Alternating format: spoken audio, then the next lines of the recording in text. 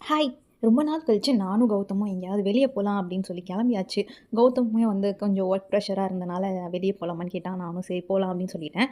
And அப்படியே வந்து கௌதமோட friend ஒருத்தவங்களுக்கு வந்து குழந்தை பிறந்திருக்கு. அதனால போய் அவங்களுக்கு ட்ரெஸ் எல்லாம் வாங்கிட்டு, அப்படியே அந்த குழந்தையும் பார்த்துட்டு வந்துடலான்னு சொல்லி கிளம்பியாச்சு. போற வழியில எனக்கும் கொஞ்சம் லைட்டா பசிக்கிற மாரி இருந்ததுன்னு சொல்லி கௌதம்ட்ட சொன்னேன். உடனே அவன் ஃபர்ஸ்ட்டு வந்து ஹோட்டல்லயே வந்து நிப்பாட்டிட்டான். மேரியோன்னு சொல்லி ஒரு ஹோட்டல் ஆல்ரெடி நெறைய டைம் அங்க போயிருக்கோம். ரொம்பவுமே அஃபோர்டபுளா நல்லா டேஸ்டியான ஃபுட்லாம் குடுப்பாங்க. வெறும் ஸ்நாக்ஸ் ஐட்டம்ஸ் தான் இருக்கும். நானுமே இந்த ஷாப்புக்கு போய் கிட்டத்தட்ட 2, 3 மந்த்ஸ் இருக்கும்னு நெனைக்கிறேன். டயட்ல இருக்கிறனால சுத்தமா இந்த பக்கம் இந்த கடை பக்கம் எட்டி பார்க்கறதே கிடையாது.